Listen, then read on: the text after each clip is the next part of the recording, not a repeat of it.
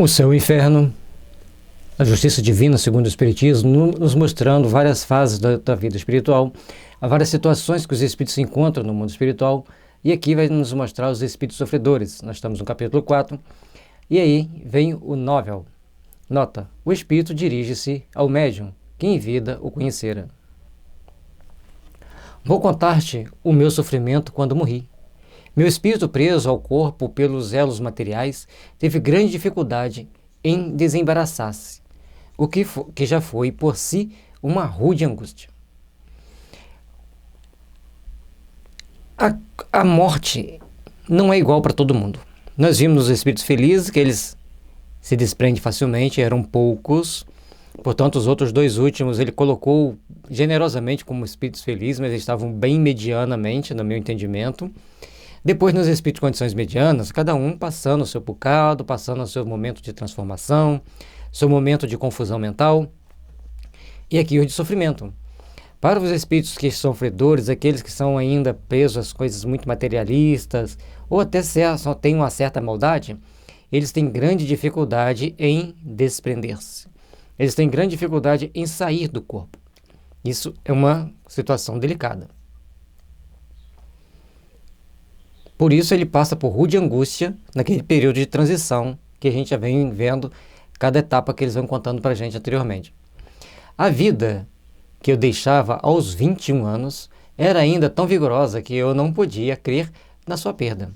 Por isso procurava o corpo, estava admirado, apavorado por me ver perdido num turbilhão de sombras. Por fim, a consciência do meu estado e a revelação das faltas cometidas em todas as minhas encarnações. Em todas as encarnações. Feriu-me subitamente, quando uma luz implacável me iluminava os mais secretos âmagos da alma. Então ele passa por uma série de situações constrangedoras para o espírito, porque vem ali a dor moral, a dor que angustia, a dor que faz sofrer, porque ele ainda não havia despertado para verdadeiros valores que devem ser sempre colocados no nosso coração, que deve ser sempre valorizado em nossa alma. E a partir daquele momento que ele começar a valorizar esses ideais superiores, então ele começa a seguir por caminhos mais regeneradores. Essa dificuldade que ele estava tendo, morrendo aos 21 anos, ele não falou como, mas cheio de vigor, então ele tem aquela dificuldade e começa a ver o passado de outras vidas. Isso não acontece com qualquer um. E sempre faltas cometidas. E a luz iluminava o âmago do ser para que ele pudesse ver cada vez mais.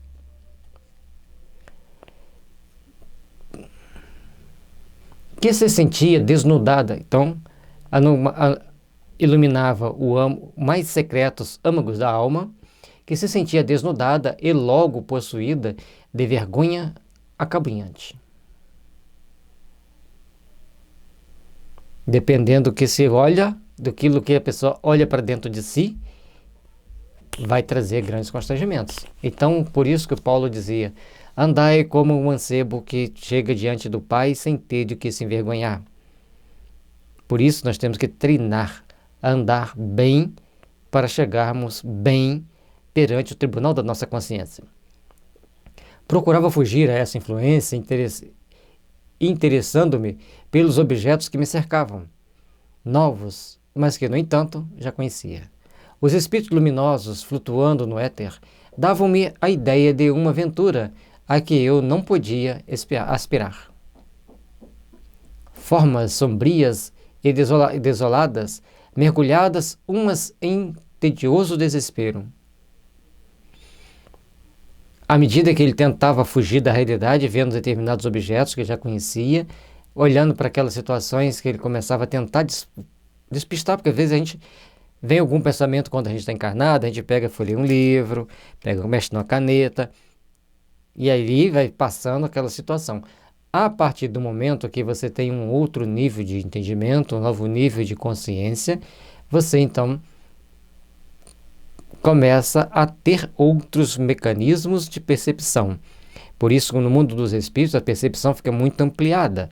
E quanto mais consciente, mais você vê seus erros, mais você faz a catarse e mais você precisa se aprimorar para se educar daquela situação.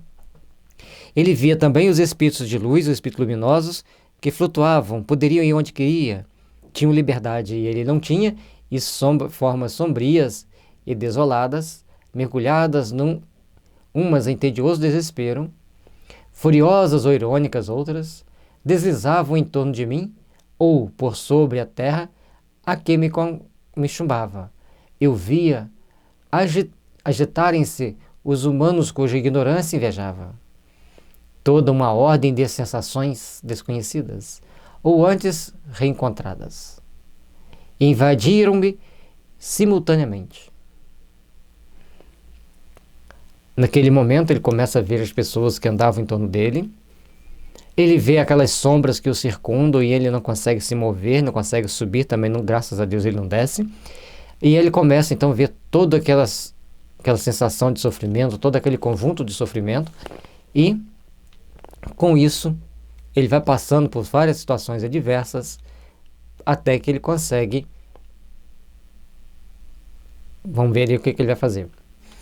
Como que, arrastado por força irresistível, procurando fugir à dor encarniçada, franqueava as distâncias, os elementos, os obstáculos materiais, sem que as belezas naturais nem os esplendores celestes pudessem calmar um instante a dor acerba da consciência, nem o pavor causado pela revelação da eternidade. A dor da consciência. Então, ele começa, daquele momento, a ser arrastado por tentar vencer o obstáculo, por onde ele tentasse ir.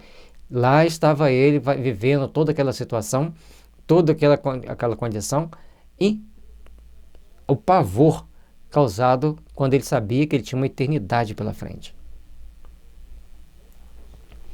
Por isso, a importância de controlar a nossa mente, educar nossos conflitos e evangelizar nossos sentimentos.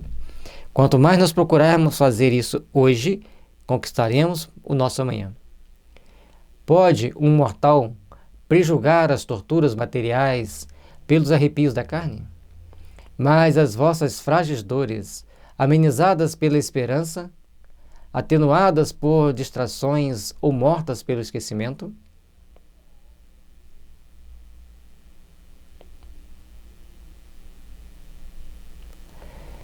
As frágeis dores que nós temos aqui, lá são muito mais complexas, são muito mais complicadas.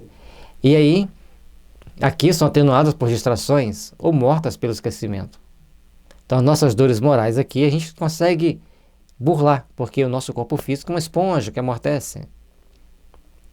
Não vos darão nunca ideia das angústias de uma alma que sofre sem tréguas, sem esperança, sem arrependimento. Por isso é tão bom a gente conhecer a doutrina espírita, e pelo menos a gente vai saber como ele saiu dessa situação, a gente vai pensar, olha, eu tenho uma saída. Então vamos lá. Decorrido um tempo, cuja duração não posso precisar, invejando os eleitos cujos esplendores entrevia, detestando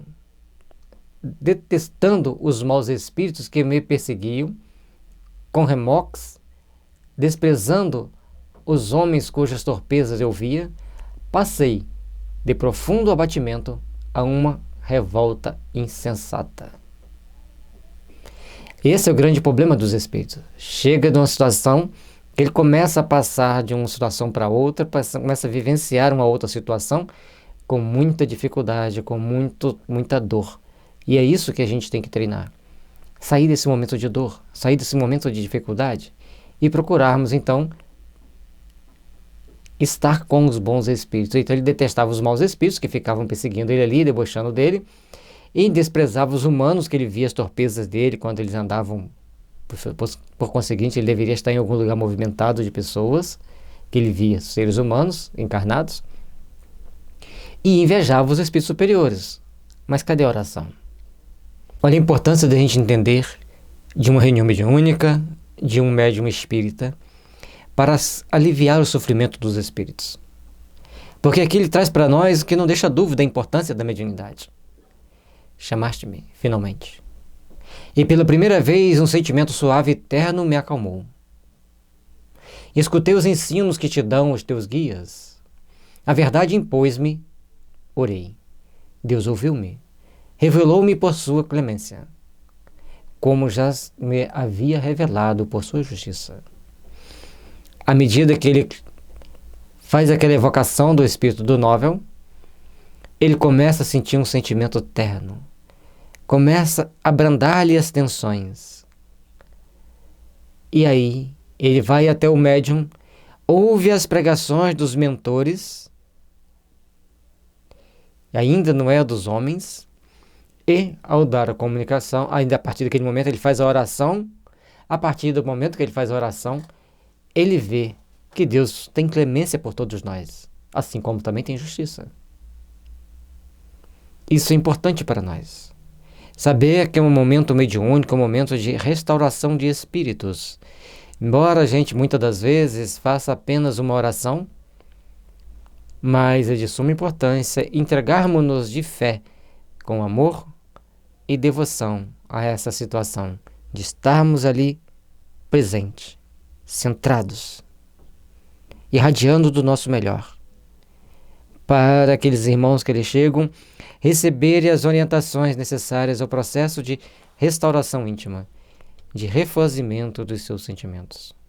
Que a luz divina e a luz do amor do Pai esteja envolvendo a todas as almas sofredoras, para que elas possam despertar para Deus, seguir para o caminho de luz, seguir para o encontro de consigo mesmas, buscando a redenção espiritual, tão importante a todos nós.